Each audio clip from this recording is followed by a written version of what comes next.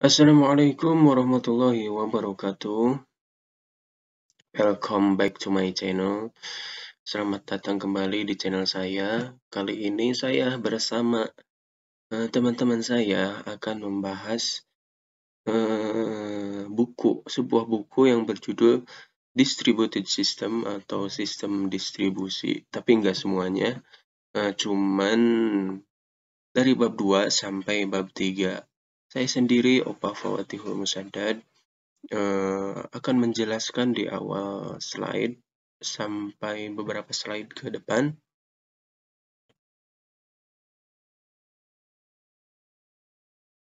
Nah, buku ini berjudul Distributed System atau Sistem Distribusi, Principle and Paradigm, karyanya Tannenbaum.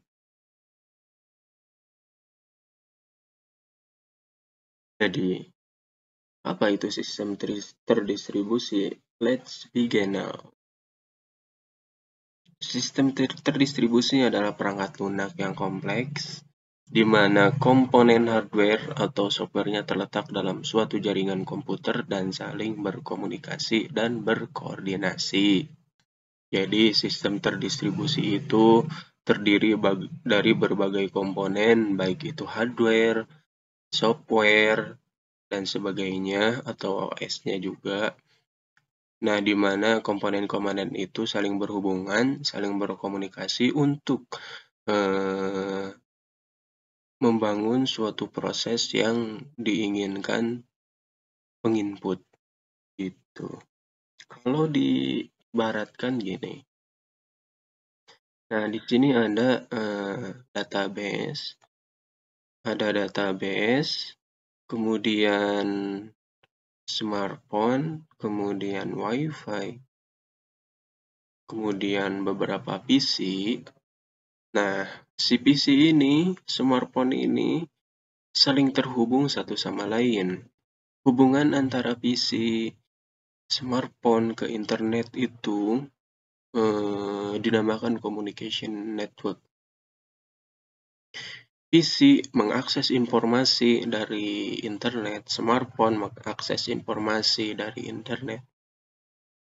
Nah, itu disebut distributed system atau sistem terdistribusi. Ketika kita mengakses internet, baik itu melihat YouTube, melakukan panggilan di WhatsApp, itu bisa juga disebut sistem terdistribusi. Kemudian, ada yang namanya style arsitektur.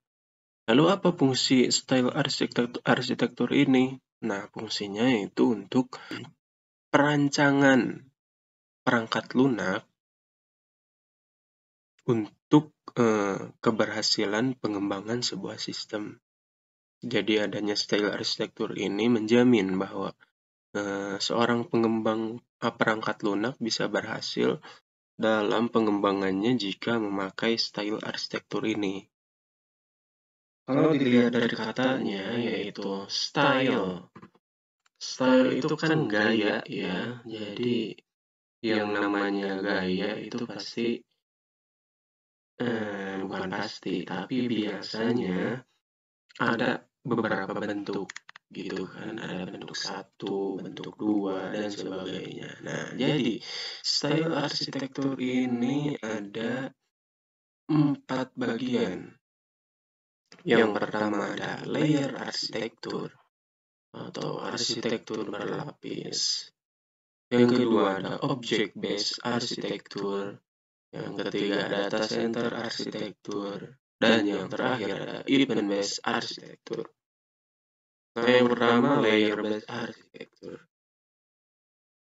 Jadi pola arsitektur layer ini adalah pola entire, di mana komponen disusun dalam lapisan horizontal. Layer arsitektur ini memisahkan lapisan komponen antara satu dengan yang lainnya dan memberikan pendekatan yang jauh lebih modular. Sebagai contoh, ada gambar di samping, ada layer 1, layer 2, layer 3, dan layer N. Misal database atau data source lainnya. Jadi gini, yang dimaksudkan dalam lapisan horizontal itu. Layer itu kan artinya lapisan. Kalau lapisan itu berarti ada beberapa lapis. Ada lapisan pertama, lapisan kedua sampai ke atas, atau dari atas ke bawah. Nah, ini contoh lapisan dari atas ke bawah. Misalkan kita mau mengakses suatu database, kita mau mencari informasi dari internet.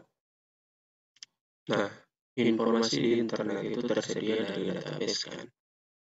Jadi yang pertama kalau gambar di samping ini, yang pertama dilakukan adalah yang pertama harus melalui layer 1, kemudian layer 2, kemudian layer 3. Nah, dari layer 1 sampai layer 3 ini merupakan sebuah proses untuk mengakses database atau informasi yang kita inginkan. Dalam contoh sederhananya gini, saya mau makan. Yang pertama saya lakukan apa? Pertama, cuci tangan. Terus yang kedua ambil piring. Terus yang ketiga ambil nasi. Dan yang keempat ambil lauk. Nah, yang terakhir biasanya saya ambil air, terus makan. Nah, contoh sederhananya seperti itu. Jadi kalau kita mau makan, nggak langsung bisa makan, tapi harus ambil piring dulu, ambil nasi dulu, ambil lauknya dulu, baru kita bisa makan. Nah, itu yang namanya layer arsitektur. Kemudian yang kedua ada object based arsitektur. Seperti dalam lapisan, ini tidak memiliki serangkaian langkah berurutan yang perlu dilakukan untuk panggilan tertentu. Jadi, arsitektur berbasis objek ini didasarkan pada penataan objek yang digabungkan secara longgar. Ini tidak memiliki arsitektur khusus seperti lapisan. Nah, ini sebaliknya dari layer arsitektur atau arsitektur berlapis. Misalkan ini posisi kita. Ini posisi kita. Nah, ini misalkan ini hal yang ingin diakses sama kita. Jadi kita bisa langsung ke sini tanpa perlu ke sini dulu, ke sini, baru bisa ke sini. Jadi kita bisa langsung mengaksesnya ke sini, gitu. Kita tidak perlu melalui beberapa proses. Yang ketiga ada yang namanya data center arsitektur. Jadi arsitektur ini didasarkan pada data pusat, di mana komunikasi utama terjadi melalui penyimpanan data pusat. Nah, ini yang di tengah misalkan ini disebut database. Kemudian ini saya sebagai pengupload dan juga bisa pendownload. Nah, bisa terus ini orang lain atau user lain yang ingin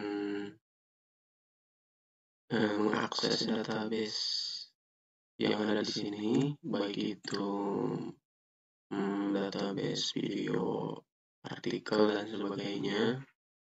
Jadi ini lebih seperti masalah konsumen dan produsen, di mana produsen memproduksi item, terus menyimpannya ke data umum, dan konsumen dapat meminta data darinya.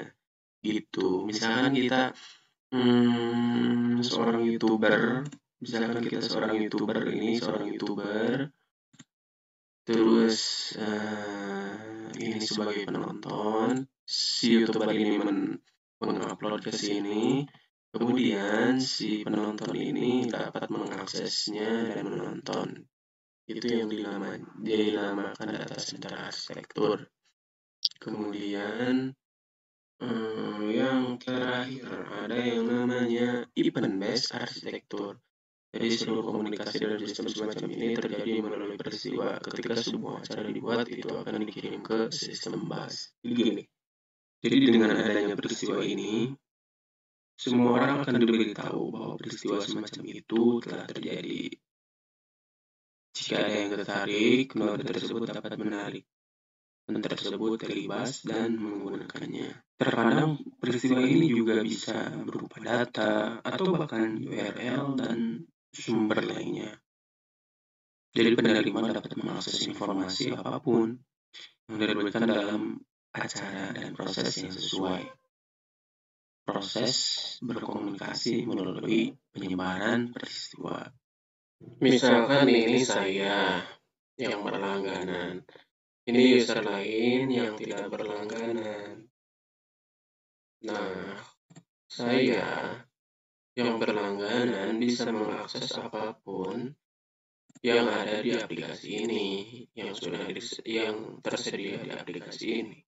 Sedangkan yang tidak berlangganan hanya bisa mengakses beberapa hal saja yang sudah tersedia di aplikasi ini, yang khusus buat orang-orang atau user yang tidak berlangganan.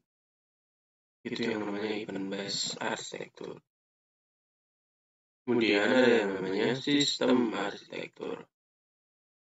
Sistem arsitektur adalah model konseptual yang mendefinisikan struktur, perilaku, dan pandangan lebih dari suatu sistem. Misalkan ada input, CPU, output, memori program, memori data. Si input memasukkan perintah, misalkan delete. Kemudian si CPU menerima perintah tersebut dan mengirimkannya ke memori untuk disimpan. Kemudian setelah disimpan, kemudian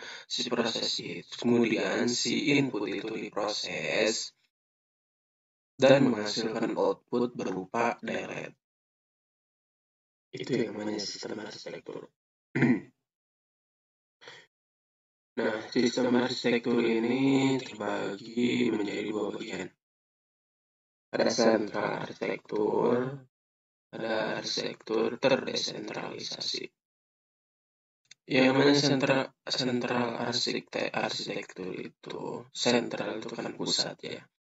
Jadi di sini saya mengilustrasikan sebagai server dan klien, di mana si klien mengakses atau mencari informasi, misalkan mencari informasi A.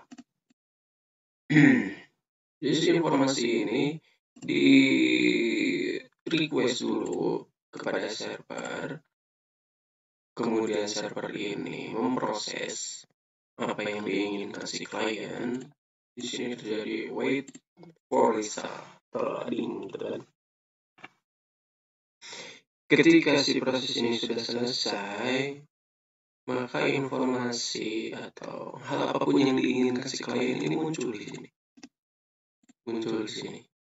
Jadi tidak bisa dari sini, tidak bisa langsung ke sini, tapi ke sini dulu, kemudian baru muncul di sini. Itu yang namanya sentral arsitektur. Kemudian ada yang namanya arsitektur terdesentralisasi. Arsitektur desentralisasi ini merupakan konsep dari pemrosesan data tersebar, tapi bisa saling berinteraksi dalam pertukaran data. Nah, ada yang namanya arsitektur hibrid, ini akan dijelaskan oleh teman saya.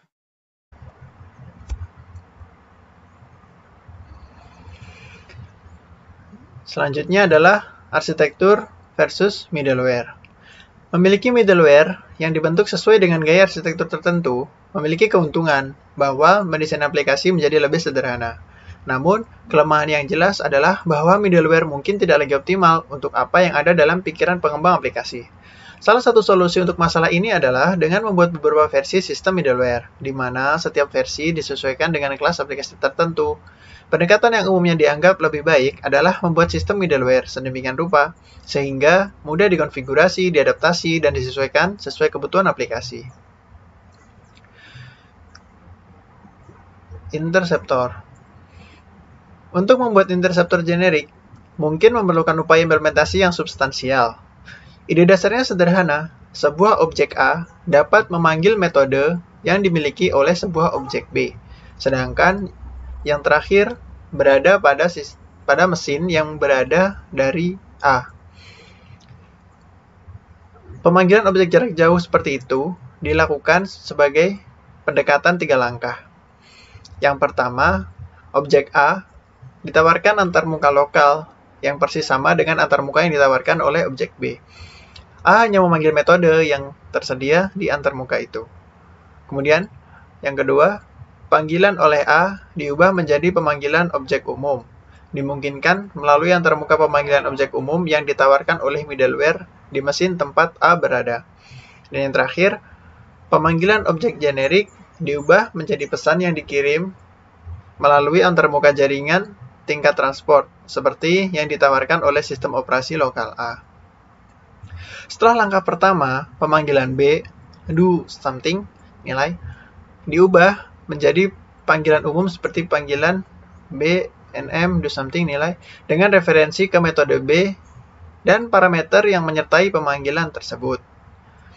Keindahan dari ini adalah bahwa objek A tidak perlu menyadari replikasi B, tetapi juga objek middleware tidak perlu memiliki komponen khusus yang menangani panggilan yang direplikasi ini. Hanya interceptor tingkat permintaan yang dapat ditambahkan ke middleware, yang perlu mengetahui tentang replikasi B. Dalam praktiknya, ini berarti antarmuka pengiriman pesan yang ditawarkan oleh sistem operasi lokal perlu dipanggil. Pada tingkat itu, pencegat tingkat pesan dapat membantu dalam mentransfer pemanggilan ke objek target. Selanjutnya adalah pendekatan umum untuk perangkat lunak adaptif. Perubahan termasuk yang dihasilkan dari mobilitas, varian yang kuat dalam kualitas layanan jaringan, perangkat keras yang rusak, dan pengurasan baterai, antara lain, karena banyak peneliti dan pengembang menganggapnya sebagai aspek penting dari sistem terdistribusi modern. Mari kita perhatikan secara singkat kekhawatiran yang terpisah berkaitan dengan cara tradisional sistem modularisasi, yakni ada pemisahan kekhawatiran, refleksi komputasi, dan desain berbasis komponen. Pisahkan bagian-bagian yang mengimplementasikan fungsionalitas dari yang mengurus hal-hal lain, seperti keadaan, kinerja, keamanan, dan lain-lain. Orang dapat berpendapat bahwa mengembangkan middleware untuk aplikasi terdistribusi sebagian besar tentang menangani fungsi tambahan yang tidak tergantung pada aplikasi. Refleksi telah dibangun ke dalam bahasa pemrograman termasuk Java dan menawarkan fasilitas yang kuat untuk modifikasi runtime. Namun, seperti dalam kasus orientasi aspek, middleware reflektif belum membuktikan dirinya sebagai alat yang ampuh untuk mengelola kompleksitas sistem terdistribusi skala besar. Yang terakhir, membutuhkan dukungan untuk pengikatan akhir. Teknik yang telah berhasil diterapkan dalam lingkungan bahasa pemrograman, tetapi juga untuk sistem operasi di mana modul dapat dimuat dan dibongkar sesuka hati. Dan selanjutnya akan dilanjutkan oleh teman saya.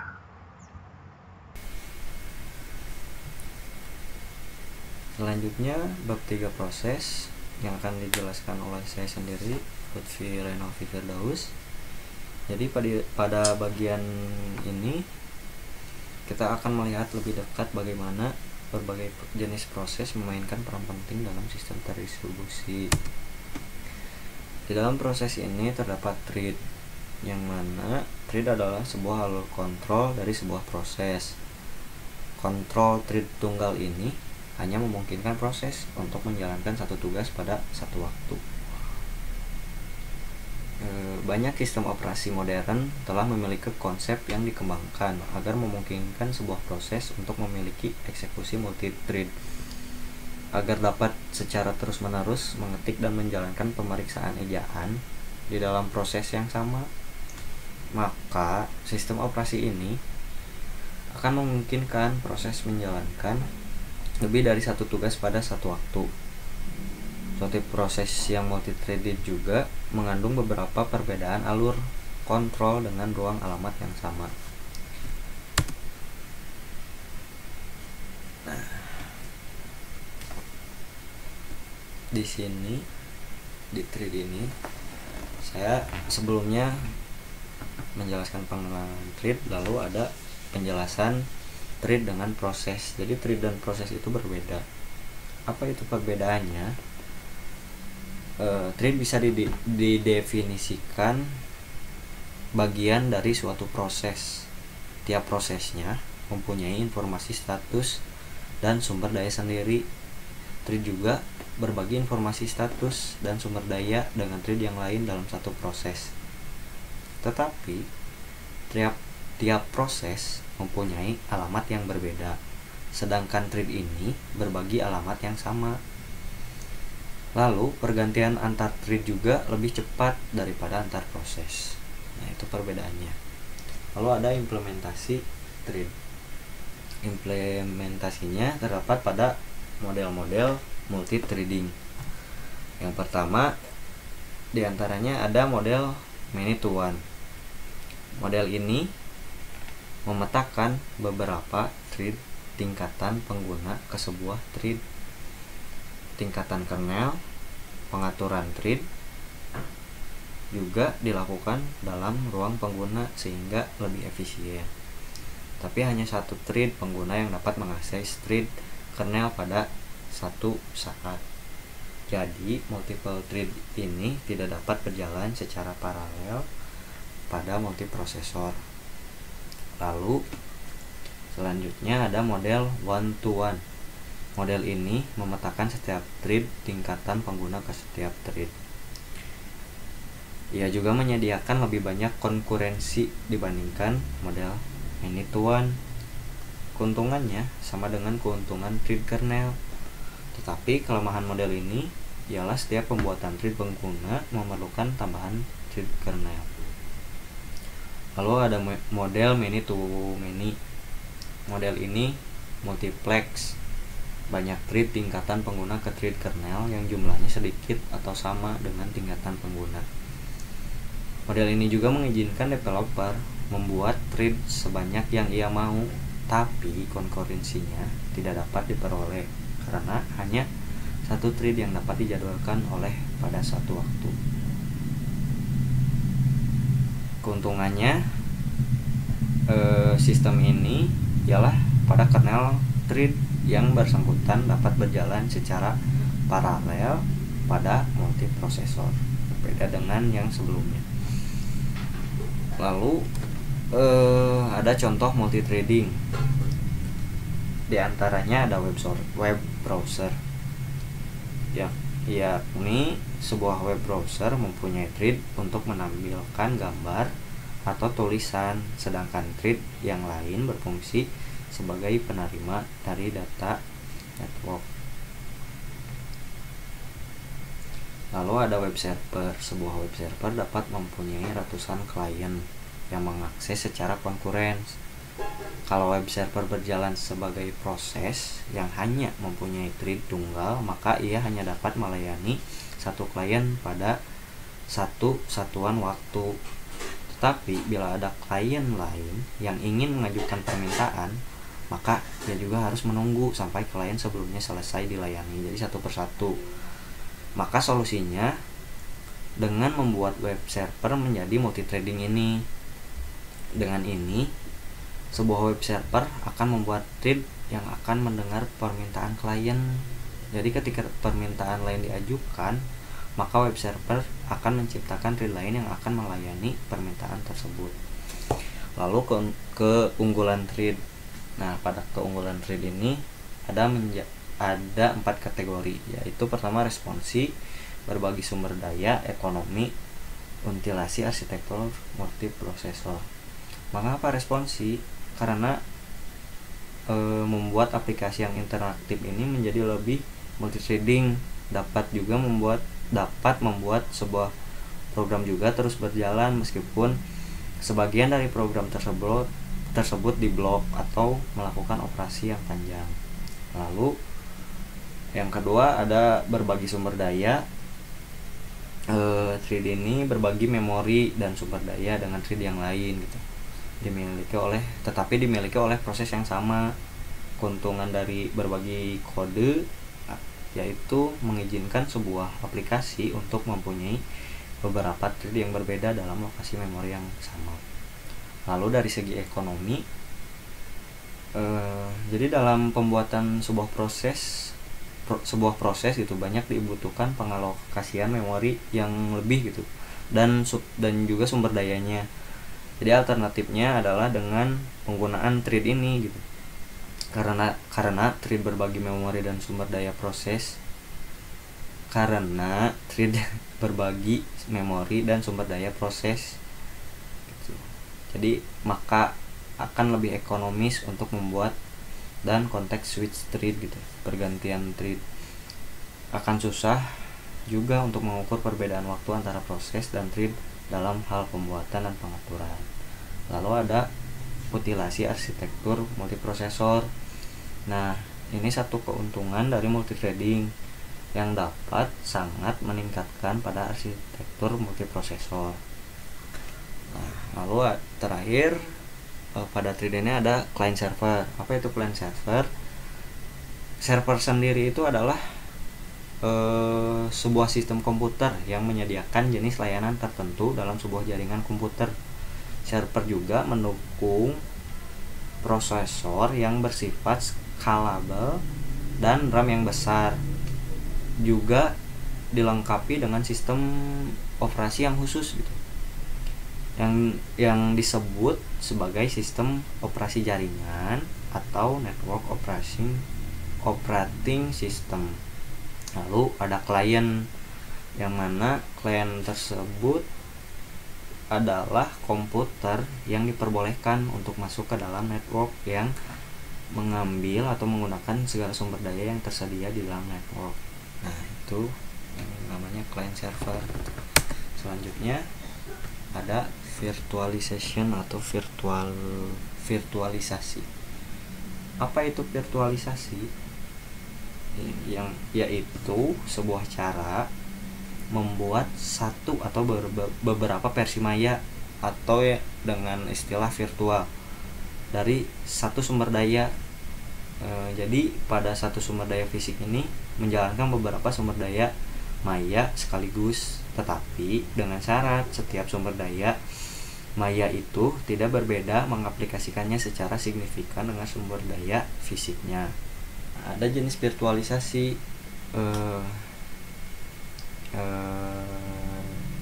ada beberapa jenis virtualisasi, yang mana ada yang disebut para virtualisasi. Jadi seolah-olah perangkat kelas yang sudah ada tidak disimulasikan gitu, tetapi perangkat lunak versi maya berjalan tetapi dalam domainnya sendiri. Jadi seolah-olah dalam sistem yang berbeda, nggak sama gitu. Jadi perangkat lunak versi maya perlu disesuaikan dengan perangkat keras yang ada, jadi nggak sembarangan. Lalu ada virtualisasi sebagian. Jadi kalau ini sebagian, tidak semua sumber daya gitu dari perangkat keras disimulasikan. Jadi perangkat lunak versi ini perlu disesuaikan untuk dapat berjalan. Lalu ada virtualisasi, ya ada yang dinamakan virtualisasi penuh. Jadi ini hampir secara keseluruhan menyerupai mesin asli dan mampu menjalankan perangkat lunak versi maya tanpa perlu diubah. Lalu apa itu pengimplementasian mesin virtual ke dalam sistem terdistribusi? Ada yang namanya emulator virtualisasi. Jadi emulator ini sebuah teknologi yang memungkinkan suatu program dibuat dan dijalankan untuk sistem atau platform tertentu. Bisa dijalankan pada sistem atau platform lainnya yang benar-benar berbeda. Nah, lalu selanjutnya ada klien. Ada yang namanya klien. Di sini klien itu ada yang namanya user interface atau antarmuka pengguna jaringan. Jadi tugas utama dari mesin klien ini untuk menyediakan sarana bagi penggunanya gitu untuk berinteraksi dengan remote server.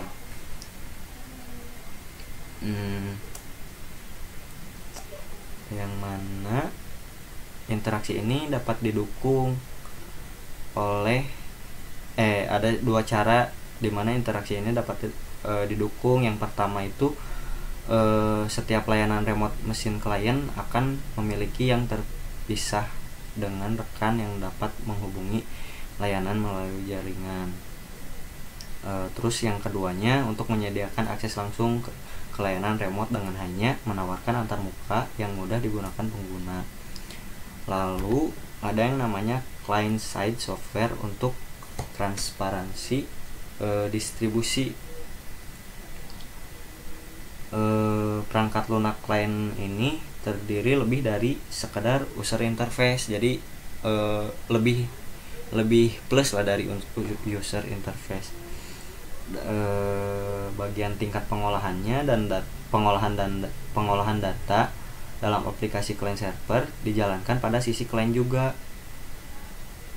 Nah, selain user interface dan aplikasi yang berhubungan dengan perangkat lunak klien ini terdiri dari komponen untuk mencapai transparansi distribusi. Idealnya klien ini tidak harus menyadari bahwa itu adalah komunikasi dengan proses remote. Assalamualaikum warahmatullahi wabarakatuh. Nama saya Ahmad Kamal. Saya akan menjelaskan tentang server. Server adalah proses yang menerapkan layanan tertentu atas nama kumpulan klien. Di sini terdapat contacting server, endpoint, atau titik akhir. Dalam semua kasus, klien mengirim permintaan ke endpoint atau titik akhir, juga disebut port, di mesin tempat server berjalan.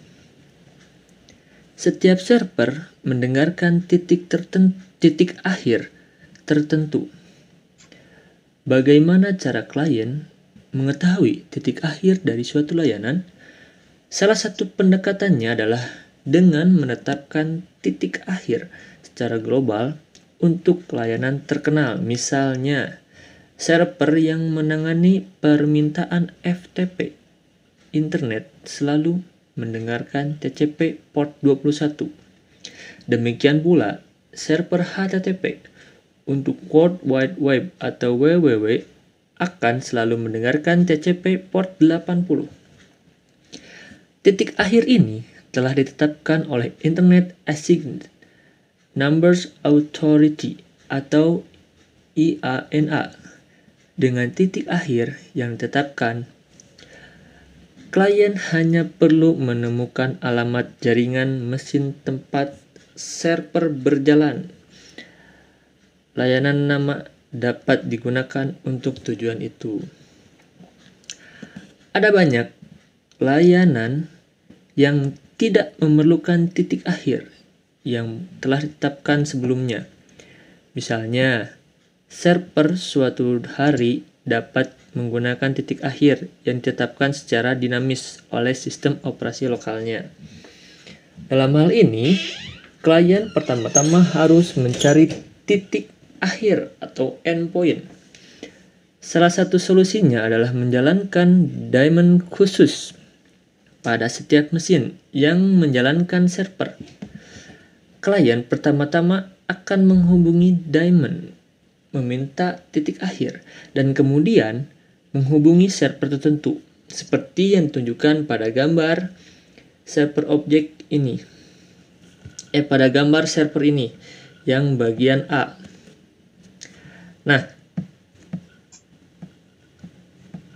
seringkali lebih efisien untuk memiliki satu super server saja yang mendengarkan setiap titik akhir yang terkait dengan layanan tertentu, seperti gambar yang B ini.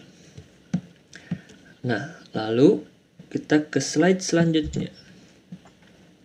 Di sini ada server objek. Mari kita lihat organisasi umum server objek yang diperlukan untuk objek terdistribusi. Perbedaan penting antara server objek umum dan server lain atau yang lebih tradisional adalah bahwa server objek dengan sendirinya tidak menyediakan layanan tertentu. Layanan khusus diimplementasikan oleh objek yang berbeda di server. Pada dasarnya, server yang menyediakan sarana untuk memanggil objek lokal berdasarkan permintaan dari klien jarak jauh. Akibatnya, relatif mudah untuk mengubah layanan hanya dengan menambahkan dan menghapus objek. Hal ini penting. Keputusan tentang bagaimana memanggil suatu objek biasanya disebut sebagai kebijakan aktivasi. Untuk menemukan bahwa dalam banyak kasus, objek itu sendiri harus terlebih dahulu dibawa ke ruang alamat server sebelum benar-benar dapat dipanggil. Yang dibutuhkan kemudian adalah mekanisme untuk mengelompokkan objek per kebijakan. Mekanisme seperti ini terkadang disebut adaptor objek atau lebih alternatif pembungkus objek. Adaptor objek dapat dilakukan sebagai perangkat lunak menerapkan kebijakan aktivasi tertentu, bahwa adaptor objek datang sebagai komponen umum untuk membantu pengembangan objek terdistribusi dan hanya perlu dikonfigurasi untuk kebijakan tertentu. Adaptor objek memiliki satu atau beberapa objek di bawah kendalinya, karena server harus mampu secara bersamaan mendukung objek yang memerlukan kebijakan aktivasi berbeda. Beberapa adaptor objek mungkin berada di server yang sama. Ketika permintaan dikirim ke server, permintaan tersebut pertama-tama dikirim ke adaptor objek yang sesuai, seperti tunjukkan pada gambar ini. Nah, lalu kita ke slide selanjutnya. Nah, di sini ada contoh server web Apache. Contoh menarik dari server yang menyeimbangkan antara kebijakan dan mekanisme adalah server web Apache. Diperkirakan digunakan untuk menampung sekitar 50% dari semua situs web. Apache adalah perangkat lunak yang kompleks dan dengan banyaknya peningkatan pada jenis dokumen yang sekarang ditawarkan di web.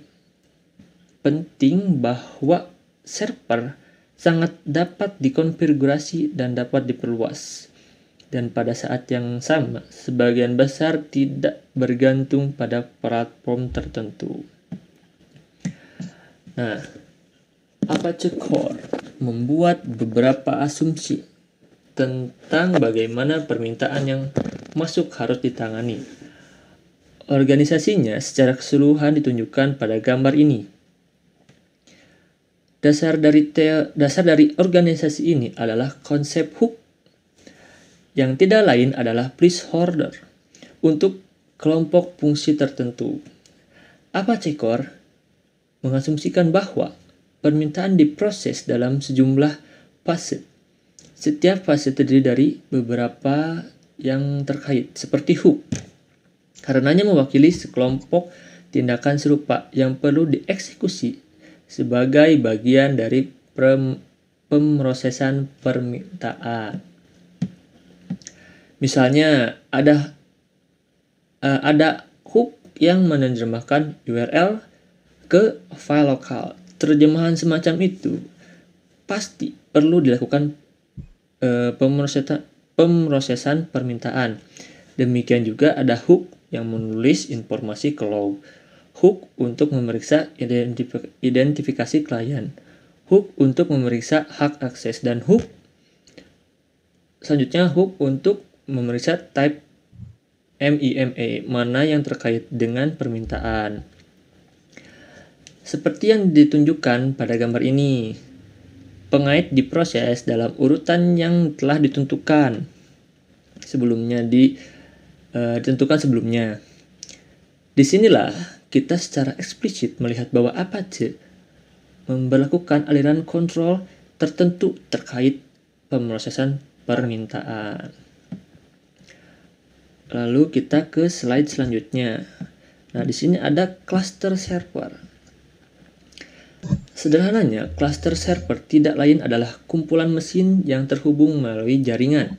di mana setiap mesin menjalankan satu atau lebih server.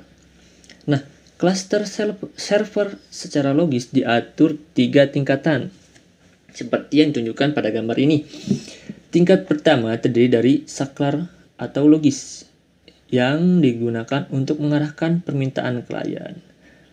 Saklar semacam itu dapat sangat bervariasi, misalnya Transport Layer Switch menerima permintaan koneksi TCP yang masuk, dan contoh yang berbeda adalah server web yang menerima permintaan HTTP yang masuk, tetapi sebagian meneruskan permintaan ke server aplikasi untuk diproses lebih lanjut, hanya untuk kemudian mengumpulkan hasil dari server tersebut dan mengembalikan respon HTTP, meneruskan permintaan ke salah satu server di klaster. Ini membawa kita ke tingkat yang ketiga, yaitu yang terdiri dari server pemrosesan data, terutama server file dan database. Seringkali bergantung pada penggunaan cluster server. Server ini dapat berjalan pada mesin khusus, dikonfigurasi untuk akses disk berkecepatan tinggi dan memiliki cache dari data sisi server yang besar.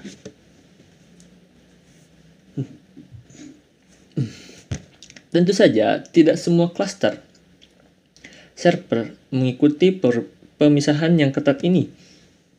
Seringkali mesin dilengkapi dengan penyimpanan lokalnya sendiri, seringkali mengintegrasikan aplikasi dan pemrosesan data dalam satu server yang memimpin arsitektur 2 tingkat.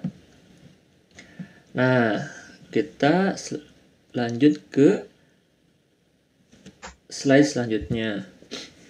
Nah, di sini ada migrasi code. Alasan migrasi code secara tradisional, migrasi code dalam sistem terdistribusi terjadi dalam bentuk migrasi proses di mana seluruh perpindahan dari satu node ke node lain. Memindahkan proses yang sedang berjalan ke mesin lain adalah tugas yang mahal dan rumit, dan sebaiknya ada alasan bagus untuk melakukannya. Alasan itu adalah karena kinerja.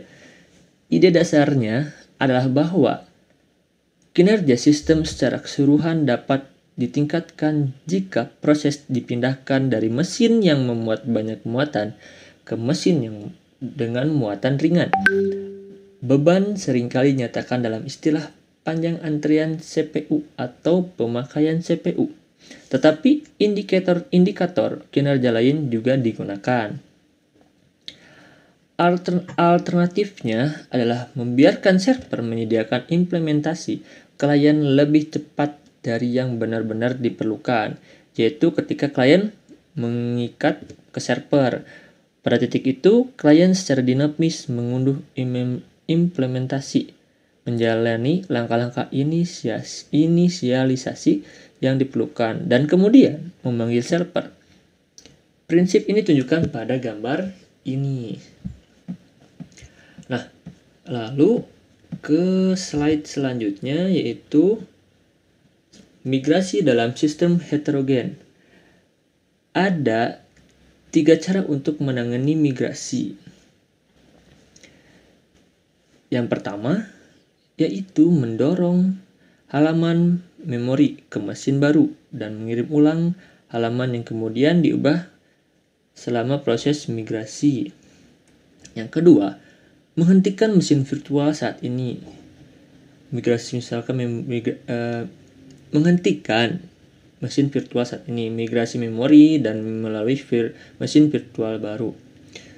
Lalu yang ketiga, membiarkan mesin virtual baru menarik halaman baru sesuai kebutuhan, yaitu membiarkan proses dimulai pada mesin virtual baru dengan segera dan salin halaman memori sesuai permintaan. Oke, sekian dari saya.